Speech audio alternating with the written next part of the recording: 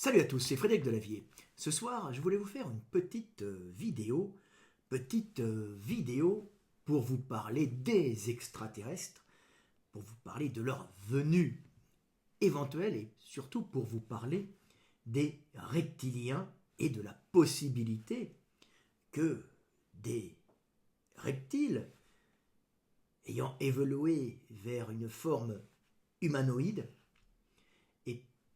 soient venus jusqu'à chez nous et aient pris peut-être le pouvoir d'une façon secrète.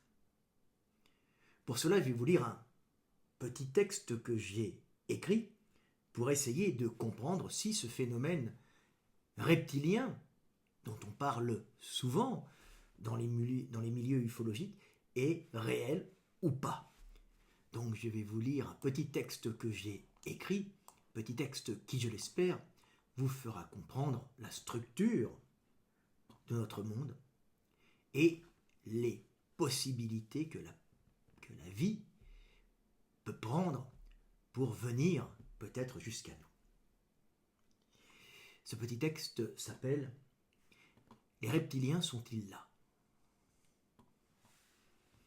Le fait de croire aux extraterrestres qui viendraient nous visiter pour des raisons diverses n'est pas dénué de sens. Au contraire, il est dans l'ordre des choses pour la vie et à la conscience d'essayer de perdurer et de s'étendre en colonisant un maximum l'espace. Mais la vie est soumise à des contraintes physiques et énergétiques qui en limitent drastiquement ses formes.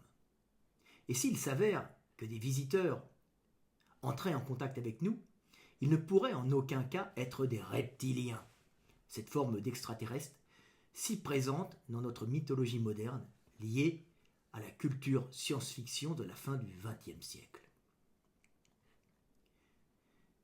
S'il est facile d'imaginer des visiteurs de l'espace comme de gros reptiles écailleux, bipèdes et humanoïdes ayant développé une civilisation extraterrestre nous surpassant, c'est biologiquement totalement impossible du fait même de leur peau écailleuse. En effet, une peau écailleuse trahit un être ectotherme, c'est-à-dire, sauf rare exception, un organisme ne produisant pas de chaleur et dont sa physiologie dépendra de la température de son environnement. La température de cette créature montant quand son environnement se réchauffe et baissant quand son environnement se refroidit. L'ectothermie est donc un système extrêmement économique. La créature ectotherme n'étant pas obligée de produire de la chaleur pour maintenir son métabolisme constant, elle s'active donc quand la température augmente et quand la température baisse, son métabolisme ralentit jusqu'à parfois entrer en léthargie. L'activité de la créature ectotherme terrestre est donc liée à la température du milieu et, ne produisant pas de chaleur, elle ne se lancera pas dans une quête effrénée pour rechercher la calorie ou l'énergie pour produire de la chaleur afin de s'activer durablement comme un organisme endotherme ou pour maintenir une température constante comme un organisme homéotherme demandant encore plus d'énergie. C'est donc cette absence de production de chaleur qui va empêcher le développement cérébral des reptiles.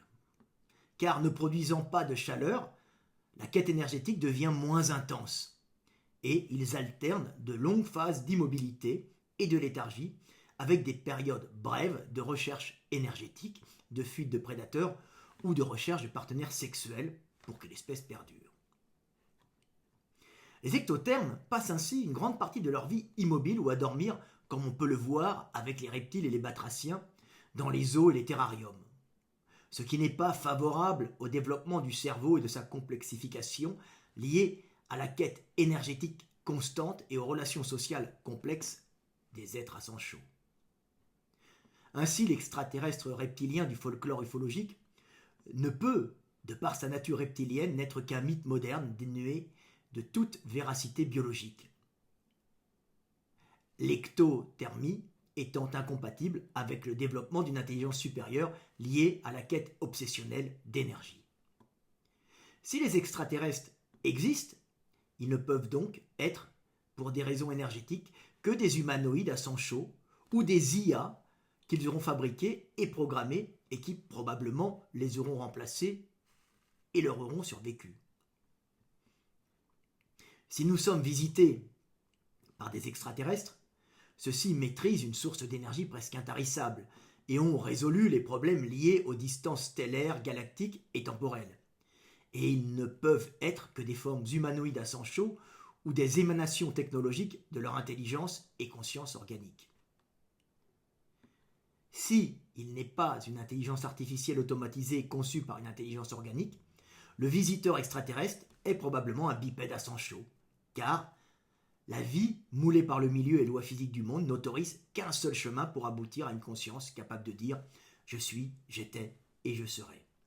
Ce chemin, c'est l'homéothermie et la bipédie générant des humanoïdes maîtrisant le verbe. Hautement technologiques, capables de maîtriser leur milieu jusqu'à s'en extraire pour quitter la planète dont il est issu. La biologie de l'extraterrestre humanoïde n'est logiquement pas très éloignée de la nôtre. C'est un être à sang chaud. Un être à sang chaud est un être qui produit de l'énergie pour augmenter sa température s'il est endotherme et la maintenir s'il est homéotherme. Produire de la chaleur et maintenir cette chaleur, produite à température constante pour s'activer durablement à la même intensité dans un milieu variant en température, demande énormément d'énergie et pousse l'organisme dans une quête énergétique souvent frénétique, favorable au développement cérébral. Les animaux à sang chaud ont donc souvent des poils, soit pour se protéger de la chaleur et ne pas monter en surchauffe, soit le plus souvent pour conserver cette chaleur si chèrement produite grâce à la couche d'air isolante piégée dans leur fourrure.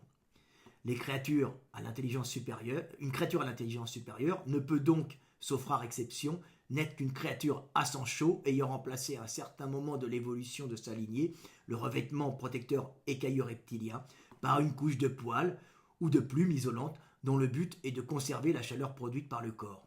Production de chaleur si coûteuse en réflexion et action pour aller chercher dans le vaste monde l'énergie qui en est la source. Ainsi, aucun visiteur de l'espace ne pourra être un reptilien couvert d'écailles, car cette particularité anatomique trahit une créature à sang froid, au métabolisme lent et à la réflexion limitée. Il sera donc peut-être un humanoïde à sang chaud, cerveau façonné par la recherche énergétique pour alimenter sa chaudière interne, ayant possédé à un certain moment de l'évolution de sa lignée des poils ou des plumes, les ayant sûrement perdus pour se retrouver avec une peau glabre à faible pilosité, qu'il couvrira et protégera par des habits variés en fonction du milieu. Mais plus probablement, le visiteur de l'espace sera une intelligence artificielle générée par une technologie issue d'humanoïdes à sang chaud, IA, se jouant du temps et de l'espace et ayant probablement survécu à ses créateurs organiques. Voilà, petite vidéo du soir pour vous expliquer que la science-fiction c'est cool. Je ne suis pas contre l'idée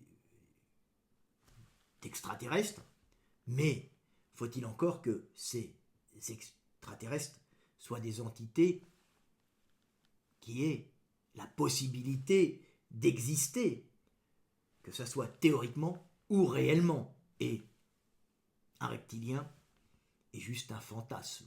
Peut-être qu'il y a des petits gris, peut-être qu'il y a des humanoïdes nous ressemblant, des grands blonds aux yeux bleus, je ne sais pas, peut-être que ce sont des IA, peut-être qu'il n'y a rien. En tout cas, en aucun cas, il n'y aura des reptiliens. Voilà, c'était une petite vidéo zététicienne en réalité, bien plus profonde que celle de nos zététiciens de la tronche en biais qui ne font que raconter des conneries, que la morphologie n'aurait pas d'influence sur les risques de blessures et la performance, et qu'il faut faire du soulevé de terre lourd, dos rond, car c'est visiblement moins dangereux que ce qui est